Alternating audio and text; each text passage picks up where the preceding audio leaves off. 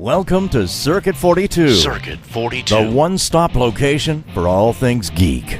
This episode is brought to you by our sponsors, Dragon's Lair San Antonio and Gotham Newsstand. Sit back, relax, and most importantly, enjoy another episode of Circuit 42. Circuit 42. Hello, everyone, and welcome to the newest episode of Cosplay Circuits. I am here with the magical wizard and anti-dwarf, because she's taller than most dwarves, Gina B Cosplay.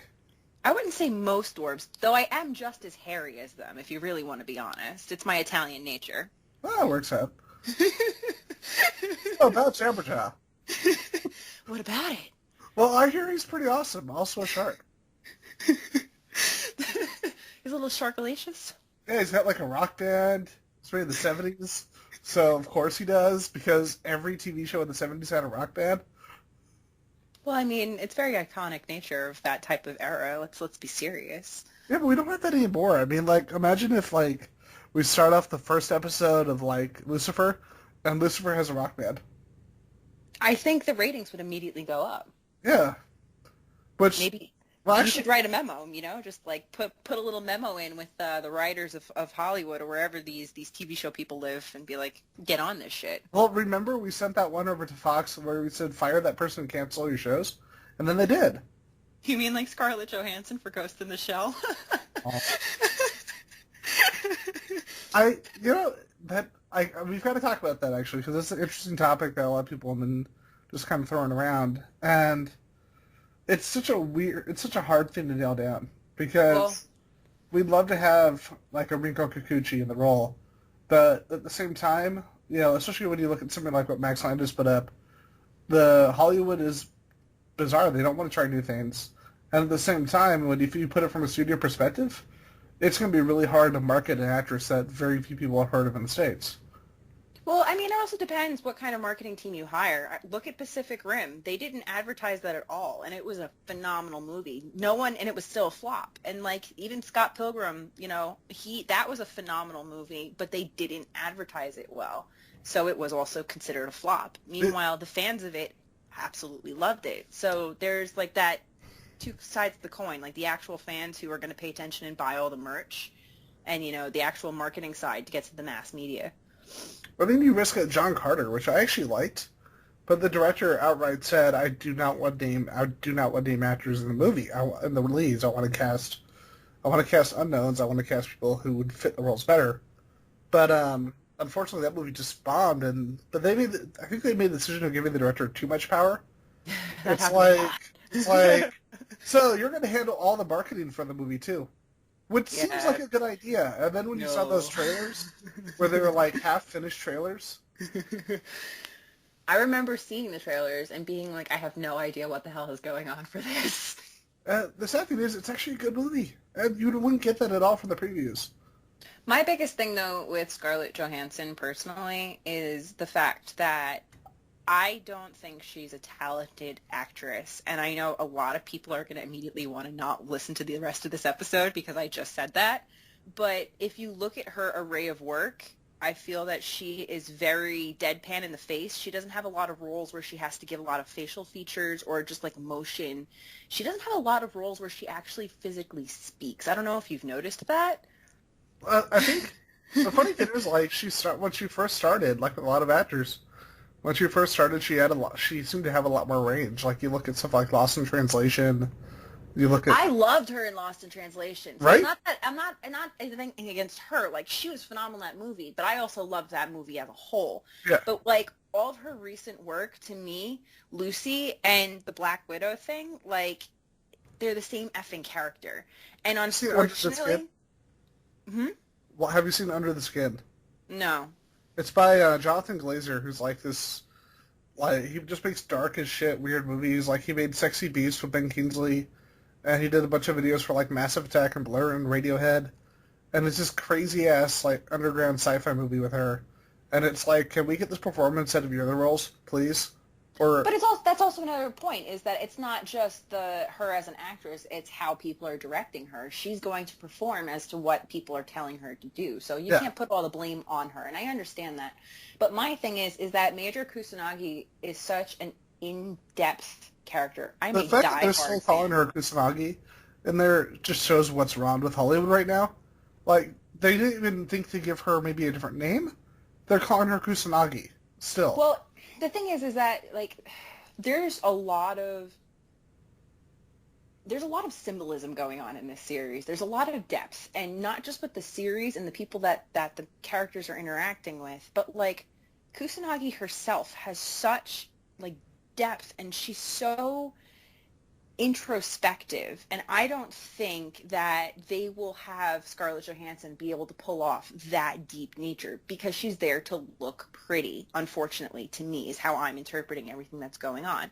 Now, as a cosplayer, if she was to put on a cosplay of Major Kusanagi, I'd be like, hot damn, she looks sexy as fuck, and I want to get a print from her, and hell's yeah. Yeah, because that production photo is actually kind of cool. Like, I like that they got the hair and everything, but it's not the right... Now, that's where I hated it.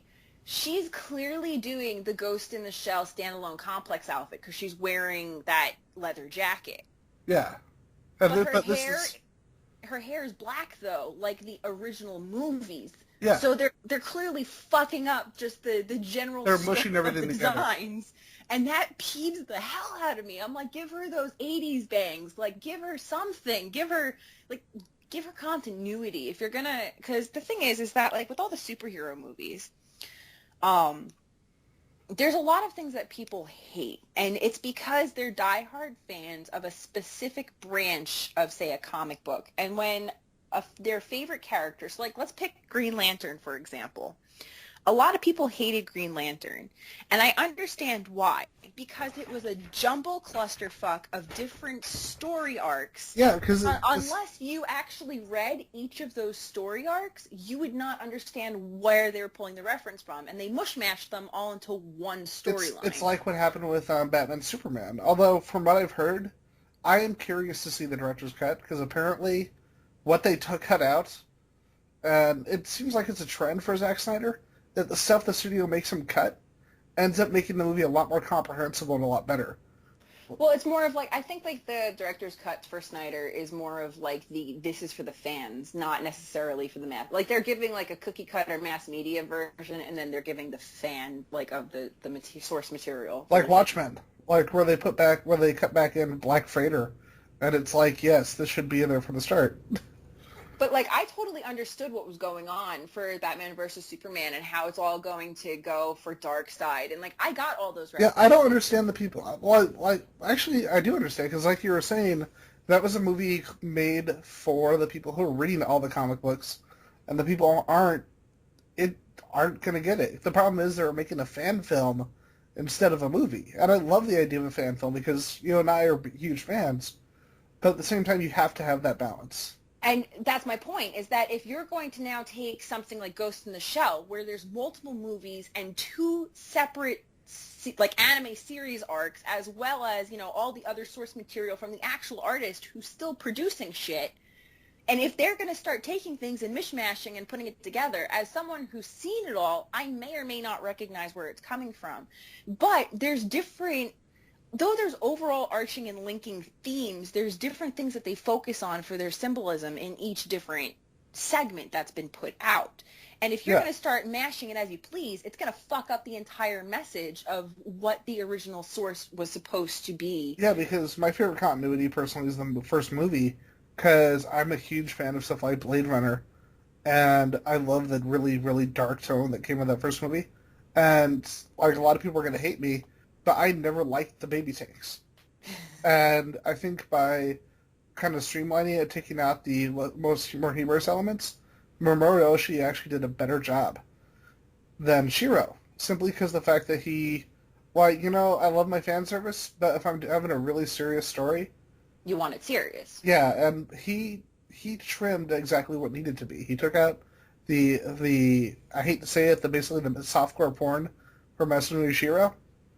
And he took out the baby. But that's him as an artist. But you know what I mean? mean? Yeah, no, it works so well for his manga. But if you had that in the original anime, it would have a different feel. Yeah, it would have been distracting. And it might not have been successful. And by streamlining that movie and releasing it at the time that it was, it not only got a huge release in Japan, but a huge release in the United States. Like, it was in the top 10. It was in the top 10 rental set, like top 10 rentals here in America when it came out, which is fucking crazy.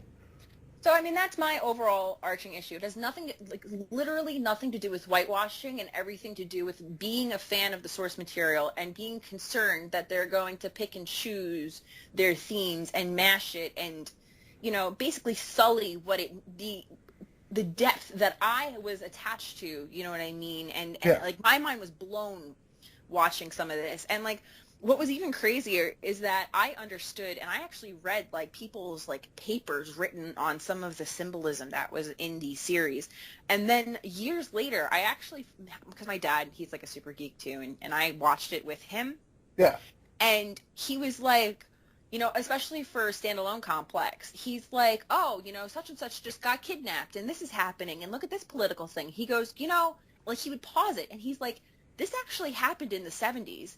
And it was, this president and this person and this country happening. And I was like, holy shit, it was super. And that's a very big thing, is that a lot of people don't realize is that, especially with anime, a lot of it reflects not necessarily current events, but it reflects societal issues. And there's a lot of that influences and goes back and forth. It's the whole idea that Godzilla represented basically Japan as a society finally being defeated in World War II and having the bombs dropped, and all of a sudden a land that was always able to dictate their life with the rising sun all of a sudden can't control their fate as a country, and that inability to handle that was represented as Godzilla. And just as a side note, I'm a Japanese major with East Asian Studies culture, so I might be rambling a bit. So please, question for you: please stop me. Have you picked up the Criterion Collection edition of the original Godzilla? No, I have not. Oh my god! First off, it's packed. They did. You know how when they did that initial release of the unedited Godzilla, the original Japanese, how they tried to say, "Oh, it can never look better than this. We did the best one we could." When you see the Criterion edition, it's yeah, you're fucking lazy, because this thing looks amazing. But I mean, not to get sidetracked. Not that we do that, either one of us. Not at all. I actually saw the guys who were the Godzilla suits. I met them at New York Comic Con last year, and they were the most tiny little sad looking men at their booth. It was really cute. One of my friends, she actually got to meet the creator of Lone Wolf and Cub at a convention. Wow. And no one was there. No one went to. No one. That was the thing with the Godzilla guys. Their booth was empty. That's one of the I'm gonna discuss two things that I think both you and I have run into, and that's part of why I brought you on the show, because from watching your video, especially the video you did a couple of years ago that everybody talks about, you and I have a really similar mentality, because nowadays everyone has one. There are two big problems right now with, I hate to say it, with Geek Culture Society as a whole. I lose some subscribers over this, but who cares? As your subscribers. No one respects anything before the 1980s. And some people don't even appreciate that. And people only have so many people have only one layer to them. And that's I hate to call it this, but a PC apologist layer. Oh boy, you're going for it. So, and I know that you and I have talked about, you and your work and me on my work. We, perfect example, Ghost in the Shell. The first thing everyone's saying, whitewashing. They're not talking about the content. They're not. Oh yeah, I don't care who the hell's acting it. I want it to be done well. That's my biggest concern. Because I know one of the things you said, because I was from some research I was doing prior to the interview. You said that a big thing for you is the fact that someone can actually change. Because there was a video that you were talking about erotic cosplay, and one of the things that you brought up that was really interesting was that you want people to actually have kind of find ways to get to match the character they're going as, even if it's contouring with makeup, doing things with hair, doing all these different things, and that really push the erotic a bit to the back burner a little bit, and actually just put accuracy of cosplay before anything else. Right. And I think as long as you're not going too far, It was that one Australian girl who did blackface. I think as long as you're not going to that level, then rock the fuck on. People need to get over it a little bit, and they kind of need to get over themselves. Because one of my co-hosts, I'm not going to say a name, but one of my co-hosts actually didn't want to be in this interview. And Oh no. she pulled out she talked about the video you did, and I said I just watched the same exact video. Now, correct me if I'm wrong, but this is kind of the point you made in that video that I think a lot of people didn't comprehend, was that you weren't like the people who said bullshit, like trying to call you a rape apologist, which is Yes. the last thing that you are. Because Definitely. fuck those stupid people. Basically, my standpoint is that People need to be aware. yes, very aware. I make a lot of very risque costumes. Yeah. Anybody who wants to pull up my page, you can see I do anything from Maya Shiranui to Cami. I'm a very big fan of the tasteful side vagina. I think that's a very great thing to bring into your costume. I like to bring my butt bare-assed in every one of my costumes. I think it's fun. Do I feel ashamed of it? No. Do I feel like a whore? No. Do I know that if I step into a room full of 10,000 people that there's going to be a very high chance that I will be verbally assaulted and or possibly physically touched in a way that I do not want to be?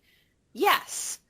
The odds are just so against me. Is it because people are evil and everyone's an asshole? No. It's just numbers. Do you know what I mean? Yeah. And it's my job, especially as a Excuse me. woman, it's my job, especially as a woman, to be able to make sure that I'm not put into a compromised situation. Like if something happens, I can't turn around and point the finger and say, oh, but it was the photographer's fault because he kept pressuring me to take pictures. It's like, no, I have every opportunity to stand up for myself and say no. But I also have every opportunity to keep myself around my friends. You know, I have hand signals and like facial expressions that I have set up with my friends. If I ever feel uncomfortable, I can flag them down and they can take me out of the situation. Like there's definitely, I'm not saying that if something does happen, you're at fault and you should suck it up and deal with the consequences whatsoever. I'm saying that you should recognize the signs of what's going to happen when you're in a costume because you need to protect yourself, and it's really important. And a lot of girls let them, I hate hearing people when they're like, oh, a photographer took advantage of me because I didn't know better. You know, it's like you should always educate yourself. Yeah, because you should honestly, always want to be aware. How does an adult not know better? How does a mature adult with at least a But little that's bit of also common the sense not know problem better? is that there's a lot of young girls coming into the cosplay scene right now. There's a That- lot of JLP coming in. That's And very they true. don't know better. And I mean, looking back, I started cosplay when I was 14. So I was one of those young girls.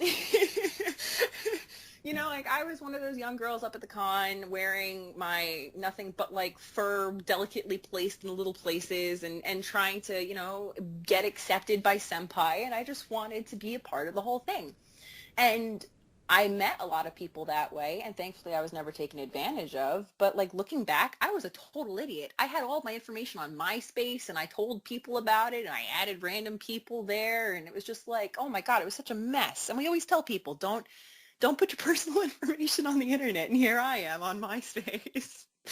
My I'm friend, lucky that happened. Bunny, that is her real name. Her real name is Bunny Sandyfur.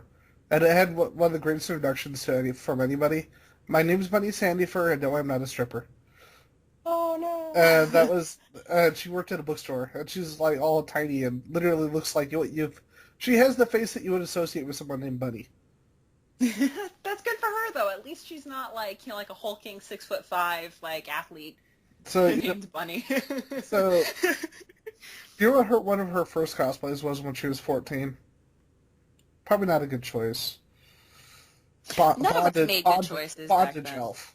Yeah, none of us made good choices back then. Well, I don't think you could top that bad as of a choice. Like Bondage Elf and Danger Girl cosplay. It's like, no.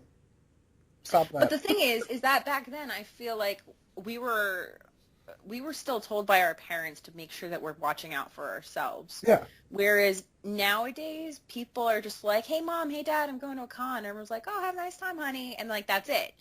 there's a lot less parental involvement with the youth, and that's dangerous because cons are always famous for them creepy old men at the raves that are like picking up them two young girls, and it's like they've been there the whole time.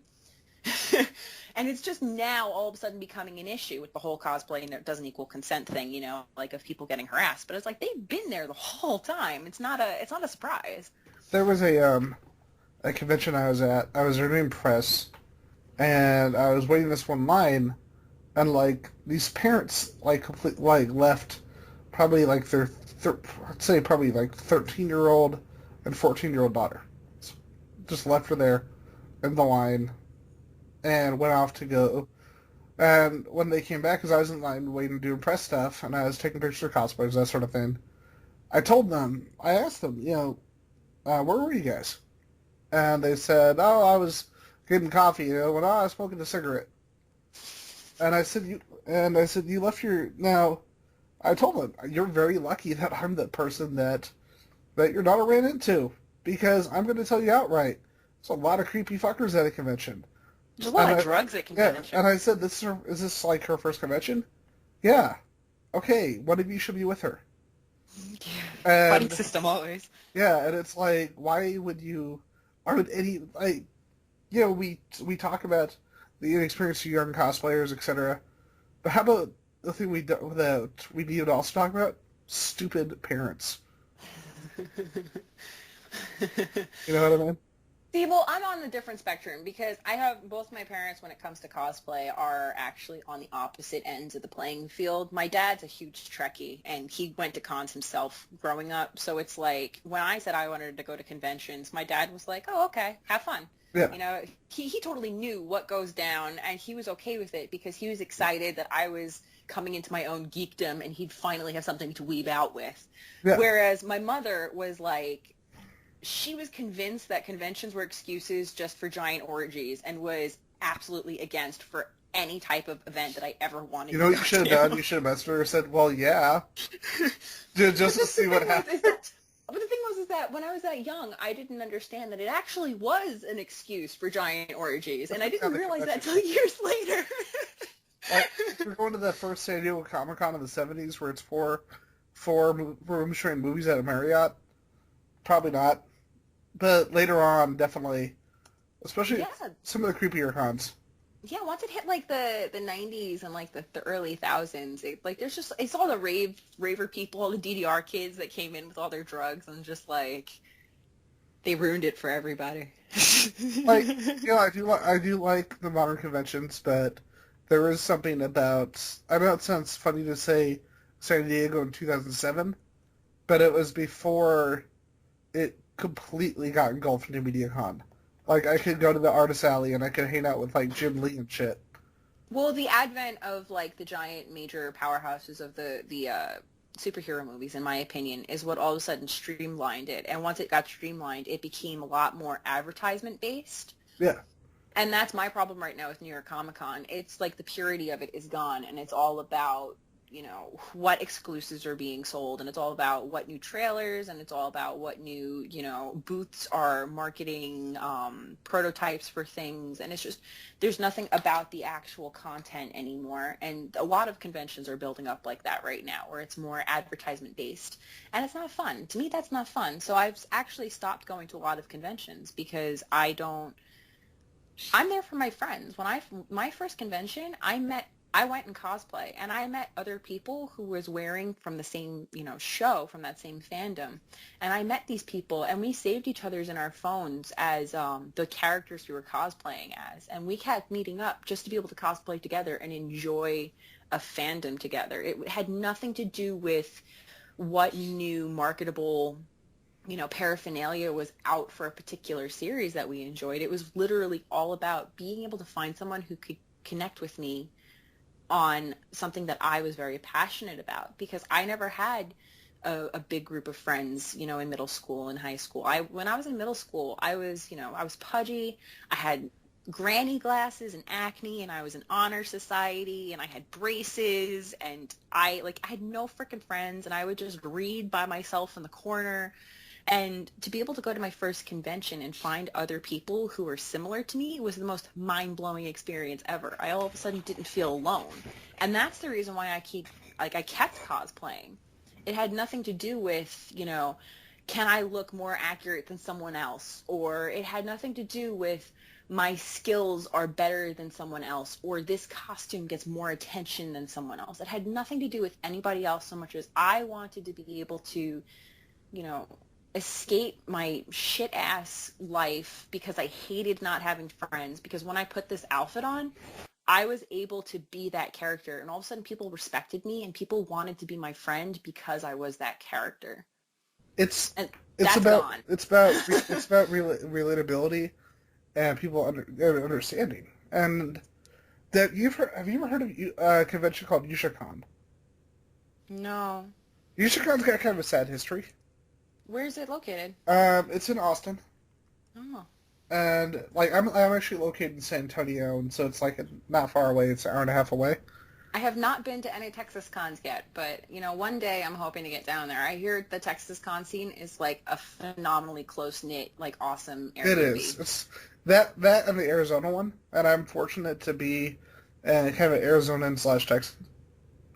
I've been actually wanting to go because I have a cousin who lives in Arizona, so I've been trying to convince her to host me while I go to cons over there. Well, we're going to be at PCC, and that would actually be pretty cool because they're always looking for new cosplay guests. Well, that's the thing. If I can get it in a cosplay guest, I'll go anywhere they want. But it's difficult. And that's another thing too, is that everyone competes to go to as many cons a year because they need to stay relevant. And unfortunately, it's true.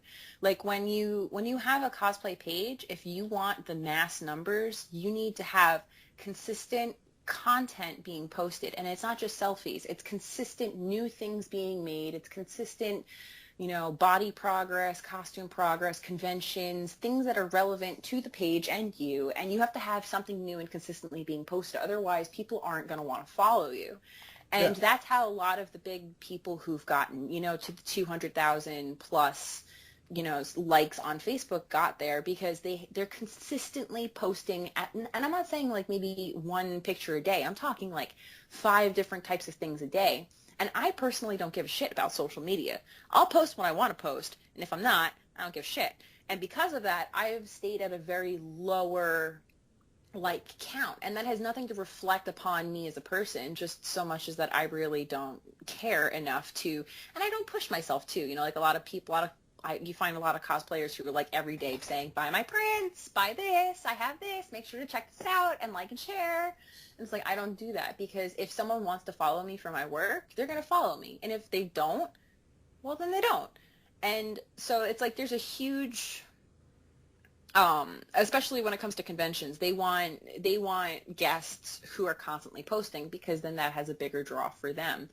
And I know a lot of some of the cons in the Connecticut scene, it's actually really abysmal. New England's really cutthroat when it comes to cons. They have a sliding scale system that, dependent on how many likes you have on your page is what type of, benefit package they'll give to you as a cosplayer. That's really shitty. It is. It's horrible. So it's someone who's phenomenal, because, some of those people who do, the really intensive armor stuff, and they have maybe all 3,000 likes, but the stuff that they produce is mind-blowing, phenomenal in armor. Yeah. And it's if you have under a certain amount of likes, they won't give you anything except for the table, and it's you have to hit 100,000 likes for them to actually give you a room, and then you have to have 200,000 likes for them to actually also pay not only for the room but for your transportation. And it's that's really nasty, because that makes me feel, technically as a small-time cosplayer, that makes me feel less valuable.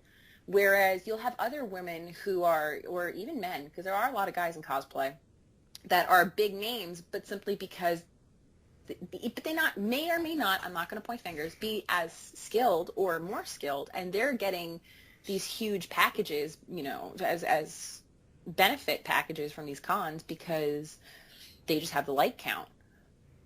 Yep. So social media is nasty. It's cutthroat business.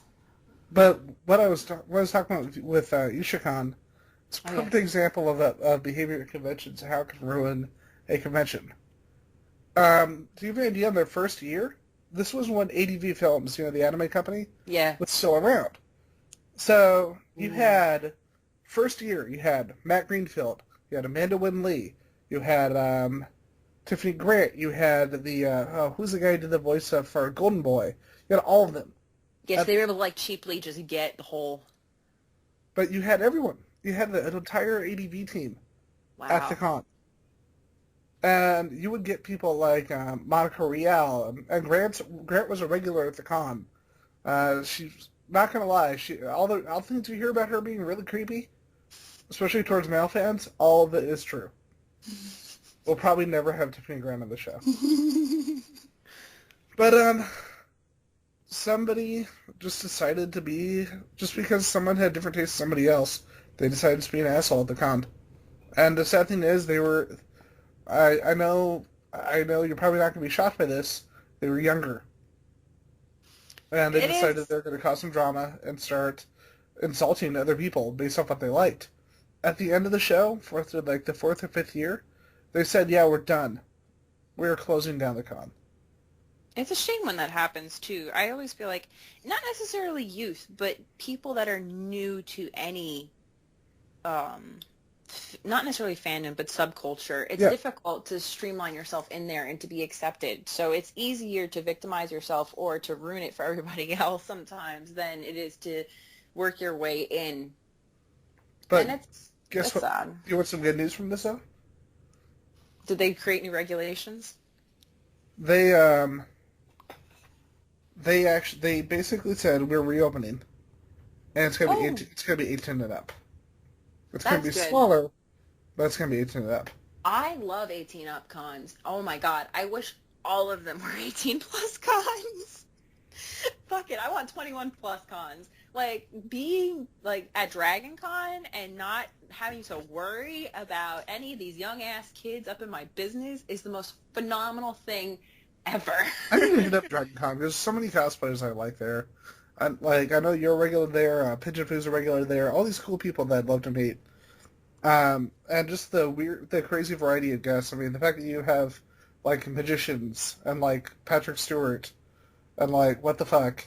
It is. It's amazing. It's also really frustrating because like I would want to be sitting there online for like all the Lord of the Rings things for like hours and hours and hours and then not fit in the room and I just sob in the corner while everybody else is in the room and I'm not. We had Jacqueline Goner on the show before, and I like how it was either her or her friend dealt with harassment at a convention the best kind of way. Because apparently this person decided it would be okay to grab them under their costume, like go right under. I've had that happen to me. You know what her friend did? What'd she do? Well, she's a black belt in karate. Oh, good for her. And she beat the shit out of the guy and laid him out on the floor. Like, and I'm pretty sure he'd never grow up to cosplayer again. But the thing is that I don't approve of that. No, I don't necessarily disapprove of that. I think he got his just desserts. But I think that reflects poorly on the cosplayers themselves. The last time I was harassed at a con, it was actually at Dragon Con, and there was this older guy, and he was clearly quite inebriated. And my boyfriend's parading about with his friend. I'm taking pictures with my friends. We're all, around the bar having a good time. And one of my friends that was with me, she was extremely busty, and that's a complete understatement. And this guy, he's drunk, and he comes up, and he oogles her, but like within inches of her chest. And it made her feel uncomfortable. Yeah. And I verbally told him, please leave us alone. We're trying to have a good time, and we don't appreciate you around us, And he makes this face and just like does like the, and he walks away. And I'm like, okay, well, whatever. He's gone. I'm not going to push it, whatever. But then he comes, like, he keeps doing the walk by thing where it's like he keeps making eye contact to let us know that he's still looking to keep us making us feel uncomfortable. And it got to the point where I was like, we need to completely ignore him and he'll go away and we'll just have a good time. Just ignore it. But then he came up behind me while I was having someone take my picture and he grabbed my butt. Now, there's a very big difference between verbally harassing someone and physically touching them. Yeah. I wanted to deck him out. And when I was so shocked, I stood there for like a good like couple of seconds, and my boyfriend turns around. He's like, "What's wrong?" And I was like, "That guy just grabbed me," and he was immediately like taking off the wig, like ready to knock him the fuck out. Yeah. And I said, "No, we're gonna handle this differently." I went to the bartender and I smiled as sweetly as I could, and I said, "You need to bring someone over here to address this situation." Now, the great thing about Dragon Con is that they don't fuck around with nothing. Immediately, within seconds, there was a guy who came up to me and said, "How can I help you?" Now, I initially thought he was a Stars cosplayer because he had on Kevlar, he had an assault rifle, he had like a million clips on him, and he was like 6'5", and I literally thought that he was like some sort of zombie-related cosplayer. Yeah. Ends up he was an officer. Holy shit. So I calmly stated, this man who's still here is not just making me uncomfortable, but my friend uncomfortable, and he touched me. And he goes, "Oh, okay." And he goes over to the guy. Now, the guy's like brother or friend or whatever is all like, "No, man, it's cool. He's just joking. It's fine. It's whatever." Next thing you know, they slapped him in cuffs and removed him from the con. Yeah. And that is the quickest way. And I could press charges for that then. And then that guy would have to come back to Atlanta at a further point in time for a court date to be able to, figure this out. That is a quick way to ruin your life. And it's more impactful to do that because now that's also a deterrent for everybody else in that area who saw that go down. I didn't touch him. I didn't scream. I did not retaliate. I didn't do anything, and if that made an article somewhere, I would not be in the wrong because once you use your fists, like, yeah, the guy might have grabbed you, but he could technically get you back if you hit him. You know what I mean? Yeah. So it's like, that's why I say, like, be aware of what's going on. And if something happens, try to take care of it in a smart way because no one can turn around and tell me that I was wrong for doing that. And the funny thing is, like, because I've got a personal story from my experiences because I used to, you've seen Doctor Who, right? Actually, I am not a Doctor Who fan. It's one of the very few fandoms that I do not partake in. But do you know the character Jack Harkness? No, I do not, and I'm happy to say this because he's Doctor Who is very complicated. He is basically a pansexual space pirate. Oh, well, that's always lovely. Like basically pansexual space captain pirate. It's like if Captain Kirk just went with everything. Continue. And so I went as Jack. I used to cosplay Captain Jack, which greatly confused people. It was funny how many people I had to say.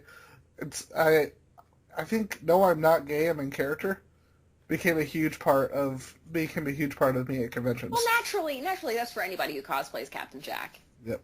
And this one girl who knew me, but I wasn't totally comfortable with her. I guess she decided that because I was just Captain Jack was okay to grab my ass. Well, I mean, if you have it there, it's kind of hard not to. But when you're wearing a girl. Fair enough. But do you know what I did? I just turned around. I told her, "You know what? That's really not cool. Because this is not." And she apologized. How many people don't do that?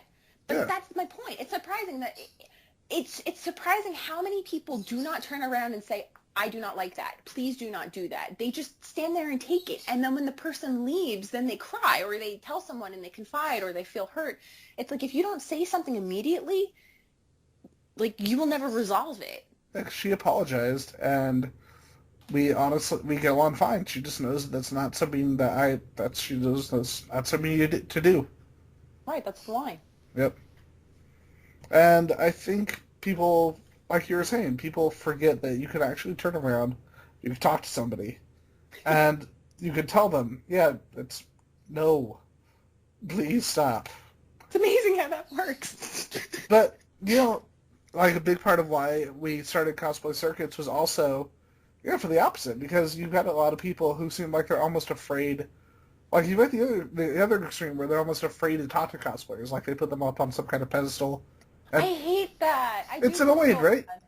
But it's not actually. There's a really big issue that feeds into that, in my personal opinion, is that a lot of cosplayers, because they need new content and because they always want to have all the notoriety or whatever it is, unless you're providing something for them, there's a really high rate of cosplayers who ignore the little people. So unless you're a photographer doing a shoot, unless you're some new magazine, or unless you're doing an article for them, like they don't want to, a lot of people don't, or unless like you're buying a print, they don't want to take the time to just talk.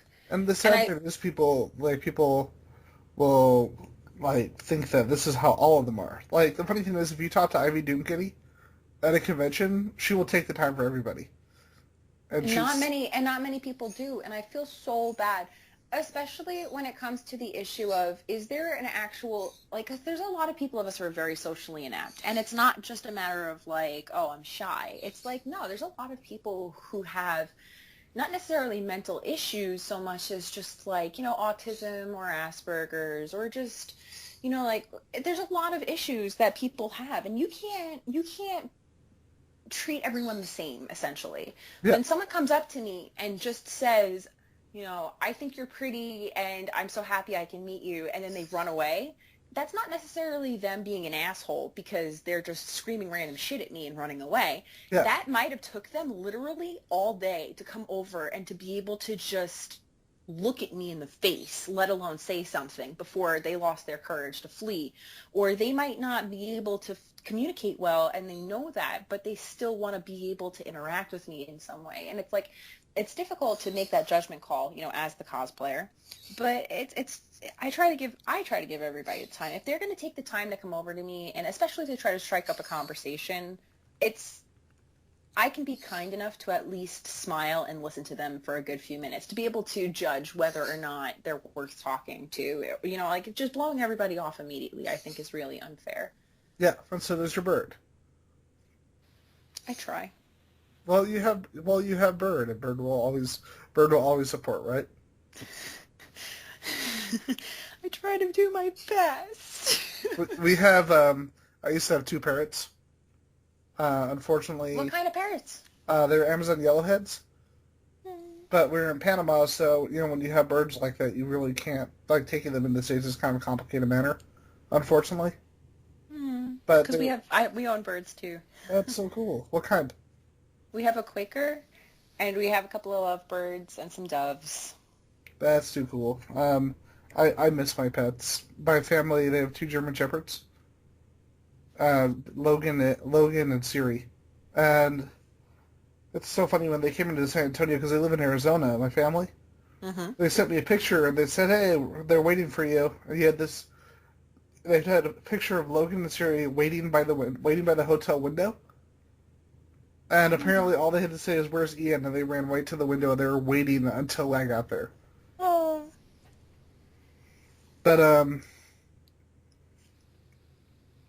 yeah, it's like, I think it's almost, like I was saying, part of the reason we have the show is so people can completely understand that, yes, just because someone's a cosplayer, just or an actor, doesn't mean that they're not a person. Like, unless you're Major Kusanagi, and then you're a cyborg. Well, see yeah. what I did there? Full circle. Ha! Bam. Boom. Yeah! Gold shot! But, I was talking to, did you ever watch the show Grimm?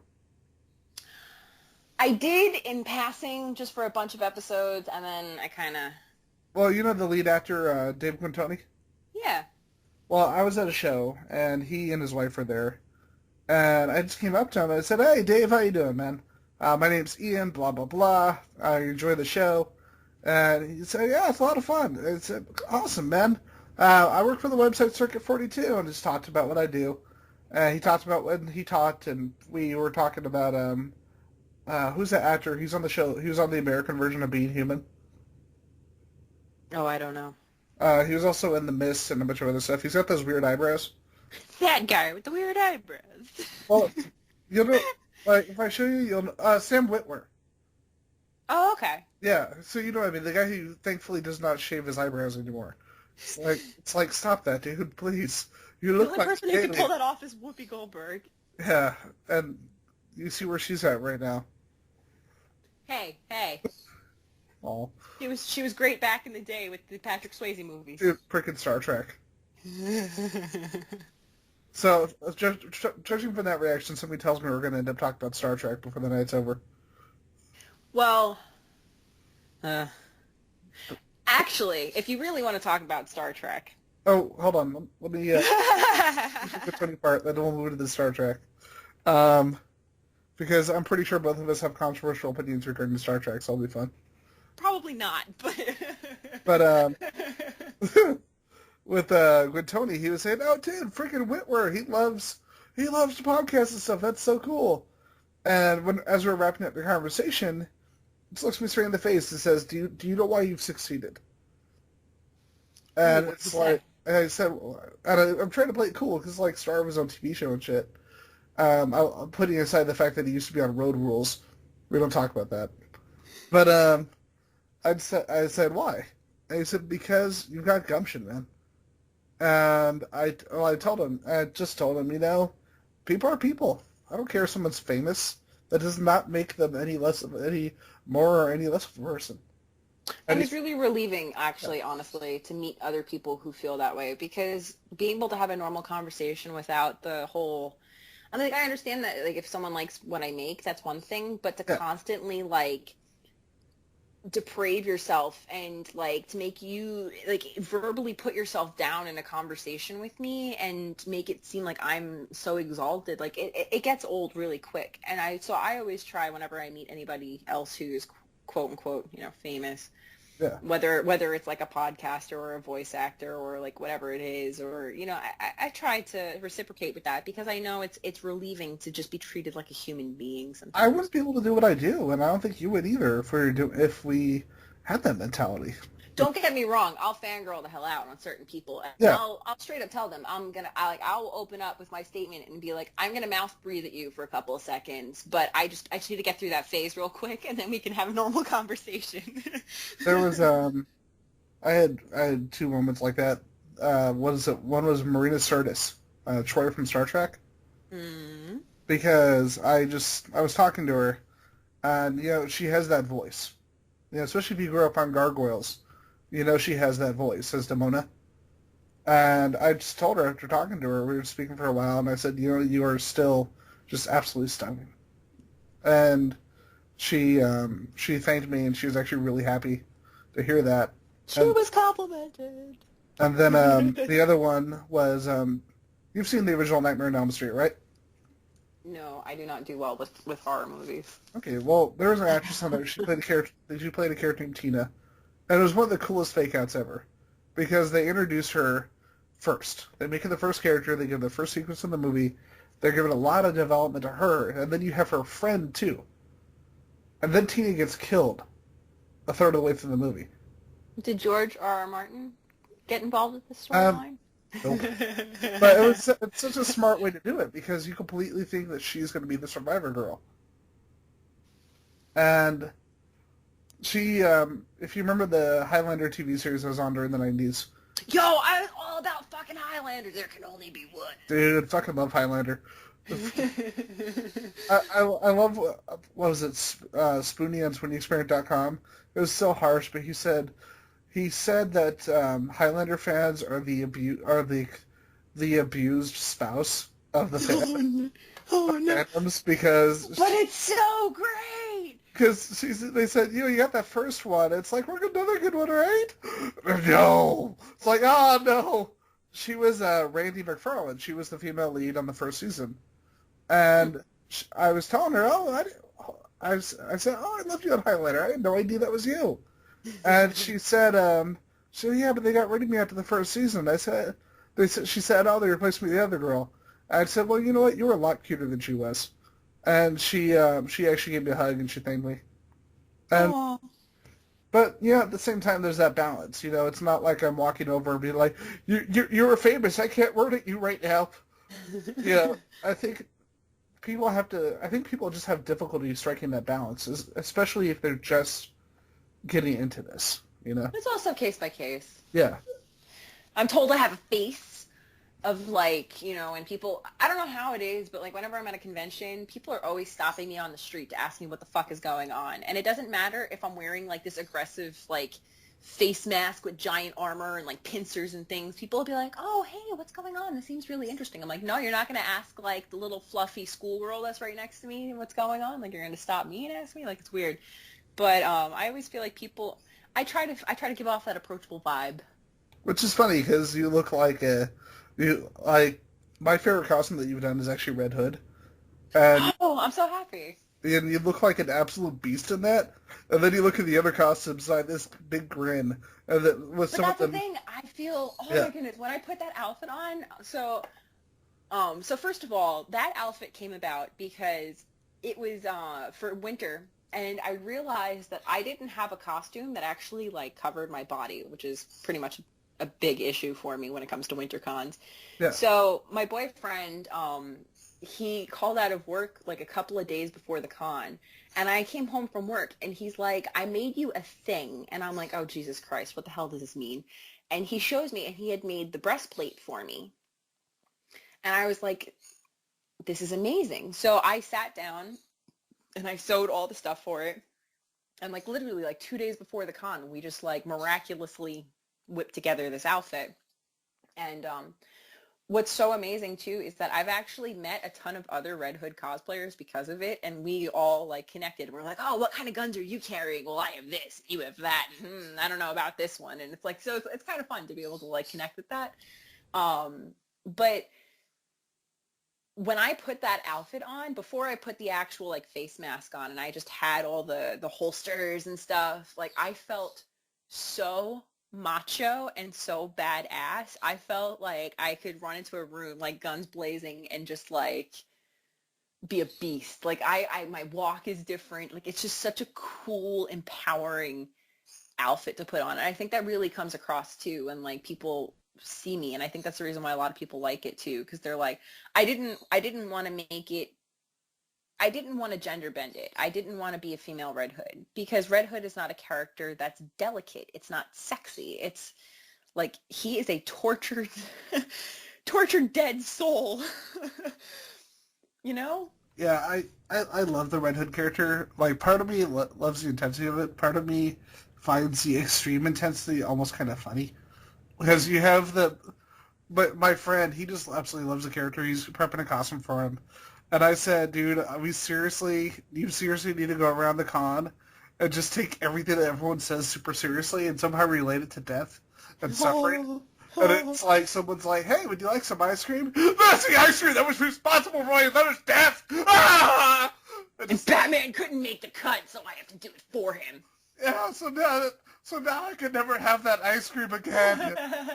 Only vanilla. I just like have run around the entire con, making everything extremely intense. That's the kind of character he is. And it's then he kind of agreed with me because he's younger and he's like, oh, dark and edgy, and he finally started seeing why I find Red Hood kind of funny. Because I'm a Tim Drake guy.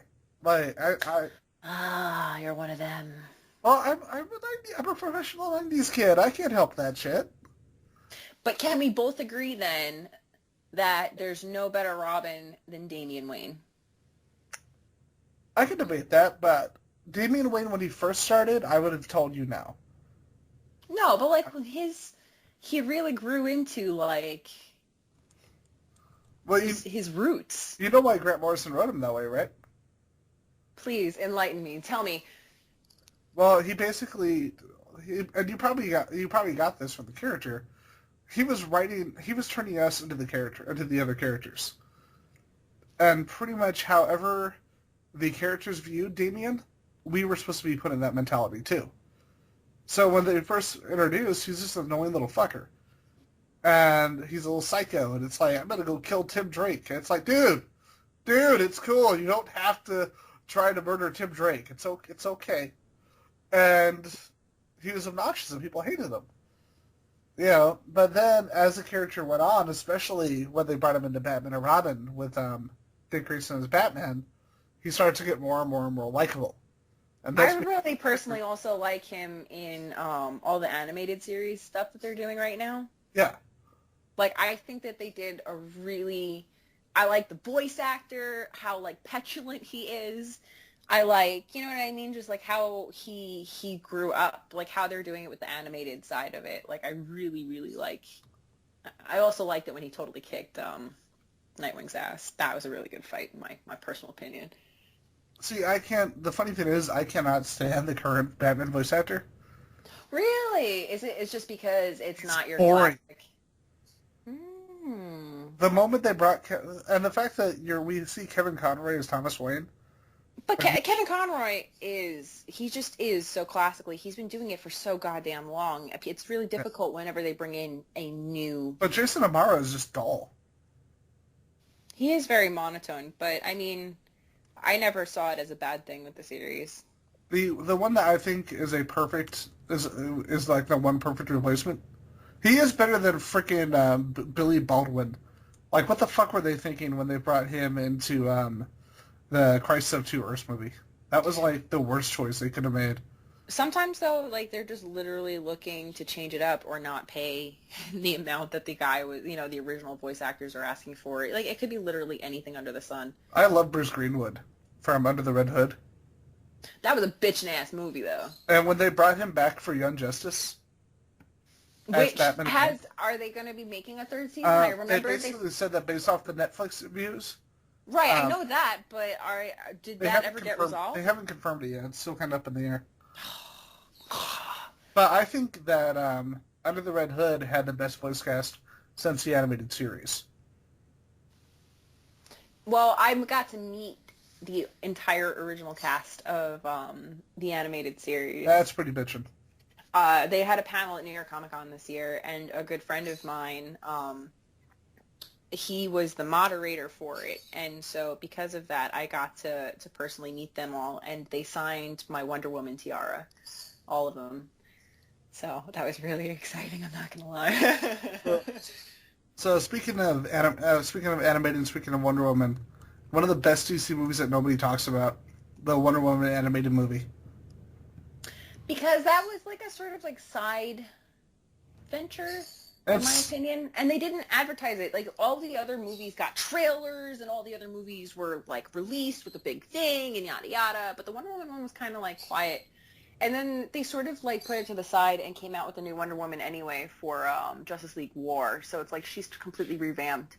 Yeah, but the Justice League War version was just, it didn't compare. And like what because they didn't give her as much depth. When there's an actual Wonder Woman movie, they can actually focus on her as a character, and she's not just the warrior princess. She's not Xena coming in to hack and slash. She actually is like a ignorant of man's world and childlike, but at the same time completely strong and resolute as who she is. For me, the new Wonder Woman feels way too much like the Unfrozen Caveman Lawyer, the Phil Hartman Saturday Night Live character, where it's like, I don't understand the small box that voices come out of it. Are they demons? I don't know. And he's got his telephone in his hand.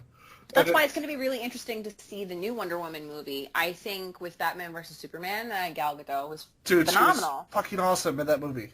She was amazing. And that Wonder Woman theme was badass. The way she fought, the way she was just...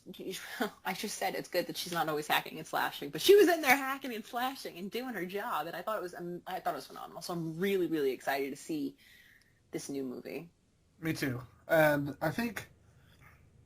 I love that we're kind of seemingly going in a different direction, and having that period piece kind of movie, because that's like why I feel like the first Captain America is like one of the most underrated Marvel movies, because I love period piece movies, and you never see that anymore. Well, I think that Marvel and DC are going about their movies very differently, in my opinion.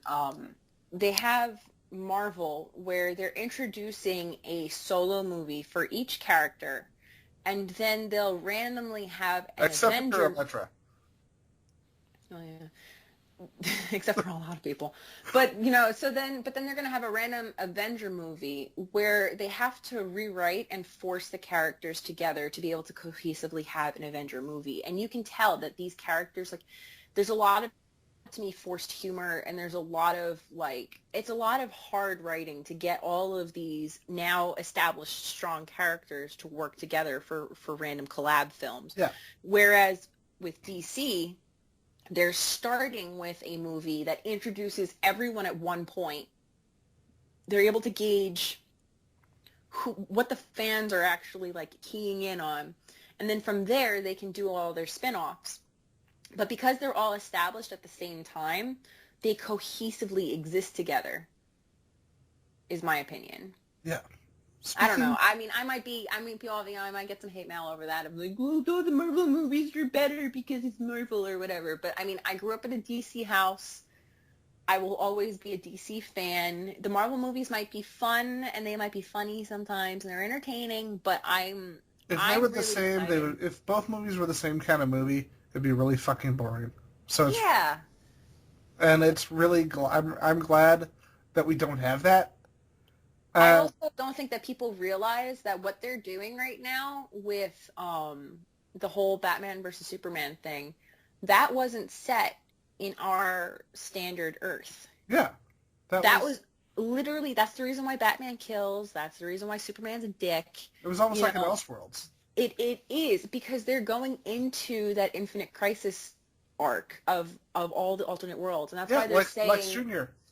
That's why they're saying, like, the whole thing with the Flash coming back, but, like, and those dream sequences that Batman was having, it's all the realities colliding into each other, and so they're branching out into the different options that their storylines have instead of doing a cookie-cutter series, and I think that's phenomenal. How cool was that Flash appearance?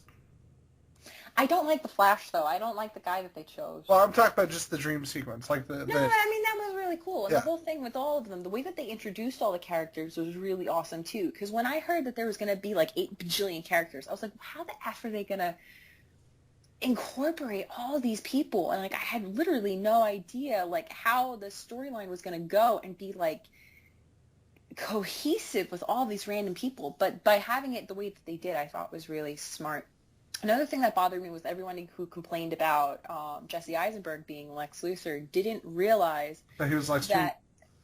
Yes. And he's a completely different person than Lex Luthor. Yes, and he does have hair. It's Alexander Luthor. Yeah, from Infinite Crisis, like we were talking about. Exactly. And people don't realize that, and so they're bitching left and right to high heaven. But, my God, just fucking pick up a goddamn comic book and read it. You don't even need to go to the comic book. Open up goddamn Wikipedia. It'll be all condensed down in a fucking paragraph. You can get all your information in there. Like, you know, if I'm ever unsure, there's a lot of information in these comics, and there's a lot of history. My dad collects DC Golden and some Silver Age comics. Yeah. So most of my knowledge is from then, because as he collected them, you know, he would let me read them or he'd show me things. And so I never really kept up with the more current stuff. So when it comes to, like, separating certain information in my mind, even I have to refer to, you know, like, online source material, because it's difficult to keep track of all the freaking reboots that these assholes do. But and now that they're rebooting again. But there's nothing wrong. Yeah. It doesn't make you a fake geek, and it doesn't make you a fake fan if you need to refer to something. So it's like, before you open your mouth and put it down, maybe you should look at what's going on. And there actually is there's a lot of source material that they're pulling from that's absolutely fascinating. And it might inspire you to pick up one of those alternate comic book runs. Dude, I have some people who have, I told somebody once, I posted this on Facebook, and the funny thing is, pretty much everyone agreed with me except for, like, a handful of people. And I said, have you ever noticed that the people who talk about how much they hate Superman and how overpowered he is, have never actually read Superman? Well, it's because a lot of people like the idea, but they don't, a lot of people like the idea of Wonder Woman, but they don't realize that the guy who wrote Wonder Woman was into the whole idea of bondage and the idea of female empowerment. Yeah. And that's the reason why one of her weaknesses is, if you literally just tie her hands together, she all of a sudden loses her power. It has that sexual undertone to it. It has a psychological undertone to it. They don't realize where these people started from, because no one starts. No one wants to look into it. That's the reason why I don't get into Doctor Who. That's the reason why I don't get into Doctor Who, because there's so much history. And I feel like if I was to start at a random point, I could never comprehend it as much and appreciate it as much. And then if I go to open my mouth to start bitching about an aspect, like, someone else will turn around and be like, yeah, but if you seriously just watched from the season before that, it would totally make sense. So it's difficult sometimes when it comes to comics, especially because they keep making all these new runs and they keep rebooting, to keep, like I said, to keep track, which is why, there's no shame in having to look up and maybe even asking people. I mean, I'm kind of spoiled because, like I said, since my dad's into it, he's like a walking and talking. I'm baffled. I'll be like, hey, Dad, there's this random person that I saw wearing, these random-ass colors, and I've never seen this outfit before. And he's like, oh, what did it look like? And he'd be like, oh, that's such and such from this storyline of blah, blah, blah, and it's this person's nemesis. And I'm like, how the fuck do you remember this shit? And he just did, because that's what he grew up reading. So I have a really awesome living reference point for me whenever I don't understand anything, and he'll tell me the backstory of everything, and it's amazing. And I feel so much more knowledgeable about it. My girlfriend, she's just getting into comic books. Like, she's hardcore into sci-fi, hardcore into Star Wars.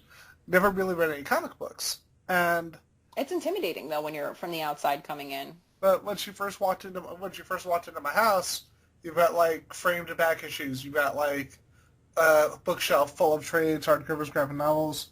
Got like original comic book art on the walls, and I just said, okay, what are you interested in? What do you like? And she gave me an idea. I said, here, try this.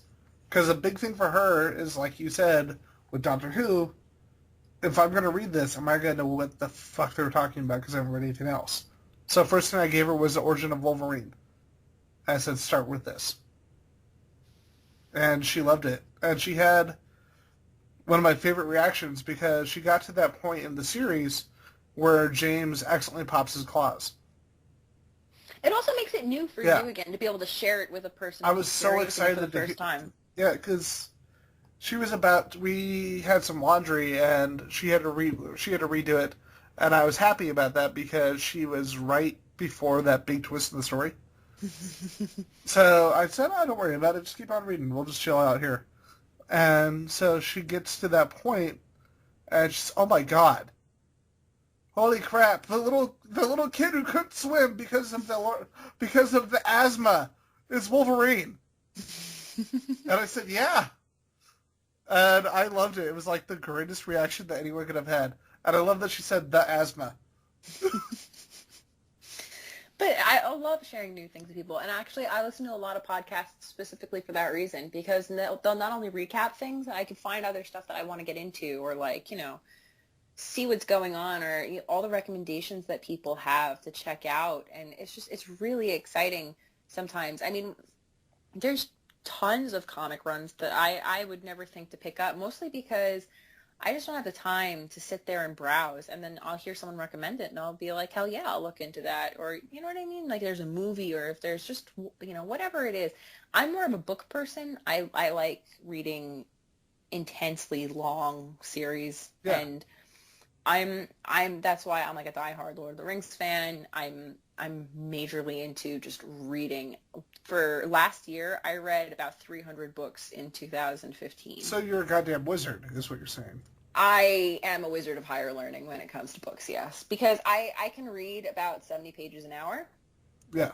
Which isn't, I don't consider For me, that is. I don't consider it fast, but a lot of other people do. And because of that, I can finish like a book a day. And it gets kind of boring because I'll finish the series really quickly, which is why I like to pick books that are like 700 pages long and like 15 series books long, because then I actually have something to read for a long time. Yeah. And because of that, like there's a lot of stuff that I geek out over that is not necessarily popular. And it's sad too, because like I always want to cosplay from books, but because it's my interpretation of a character, like literally no one else would get it. And it makes me depressed that I can't share that.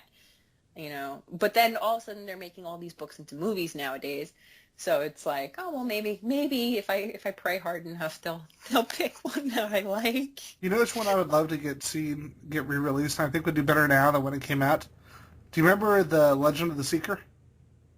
Oh my god, that's literally the book that I was thinking of.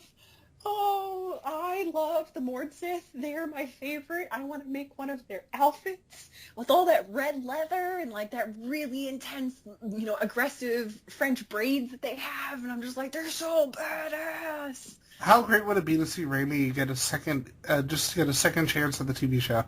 I mean, that would be phenomenal, especially now that the series is finished. Yeah. That's a big plus on like Game of fucking Thrones.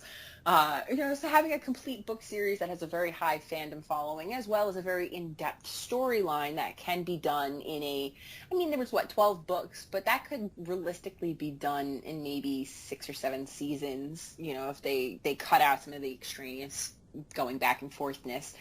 But it'll never get done because it was a flop the first time, so they're not going to consider it as a popular source material, unfortunately. I've come to the conclusion that both of us are psychic, by the way. Oh, because you were thinking of Sword of Truth? Yeah. Because how many people, I know there is a following, but how many people actually remember the TV show?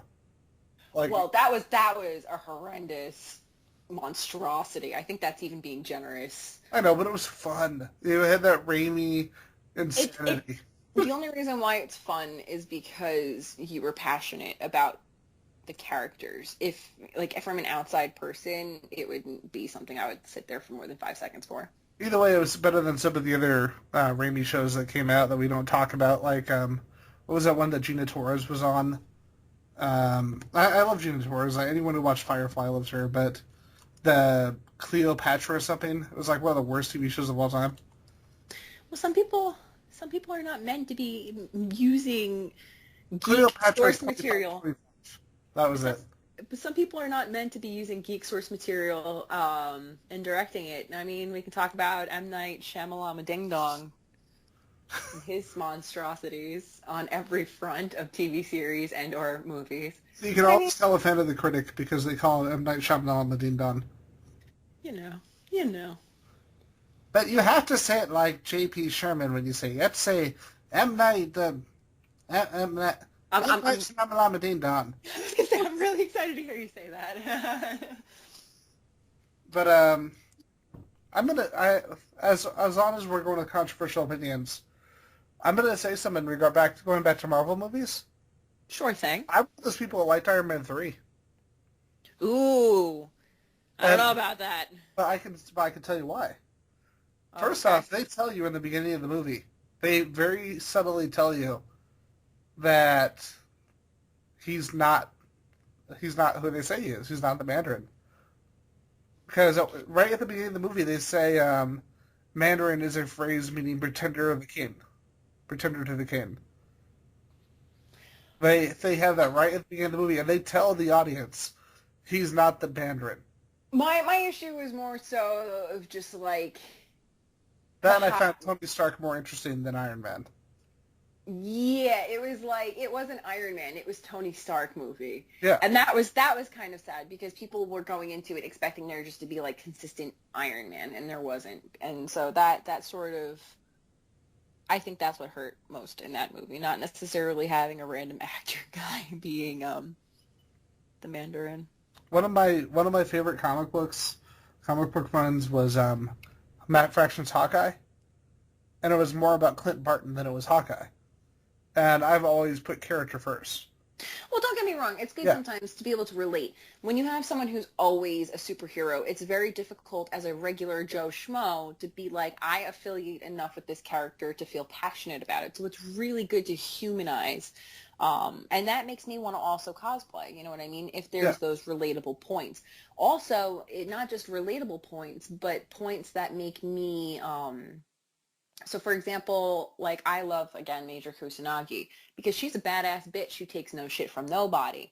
And she, as a linguist, the way that she speaks Japanese is very subservient when she's talking to her boss or she's trying to get information. But when you turn around and she's, leading the troops, she is barking out them orders with no remorse. And Except you're the first English dub actress where you actually just sound like a robot.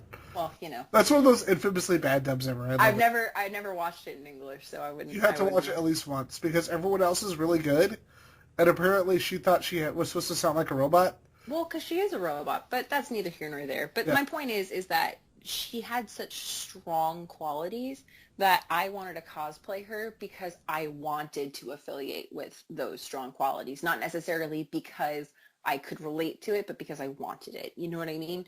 So it's there's a lot of different reasons why someone would want to emulate a character. And I think that is, you need to find a balance of characters that you can follow because they, especially if they have a lot of flaws that are similar to you, so you can relate, but then they go ahead and do something heroic anyway, it makes you feel like, hey, maybe I can, change my life around and be like that too. And that's a really amazing feeling, as well as,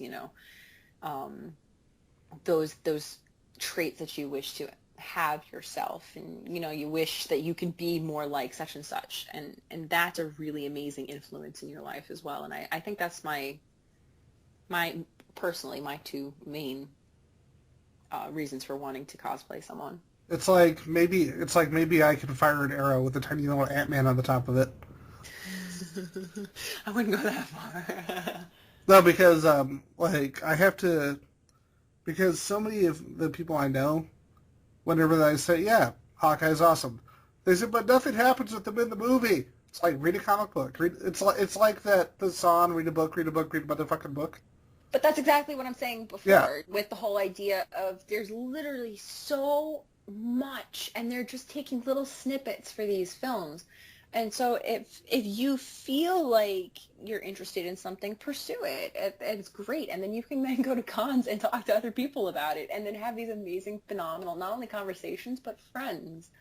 It's just me, or just like this whole show could be summed up with that one little tagline: read a motherfucking book. Understand your source material, bitches. Exactly. And on that note, so with that, as we bring this very open-ended show to a close, where can people find you, Gina B Cosplay?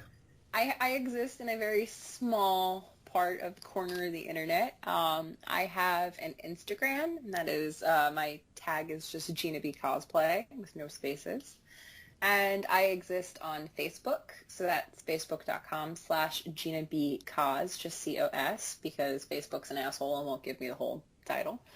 I also exist on Twitter, and anybody who tweets at me, I am always tweeting back. So if you ever want to communicate with me, get your opinion out, start a fight with me, whatever it is, I will always respond over there.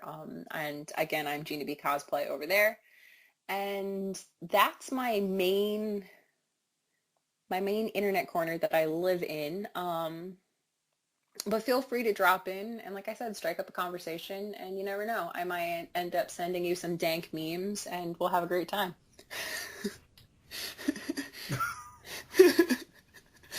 All I can think of now is that one of the greatest and one of the worst groups on Facebook, the Bernie Sanders dank meme page.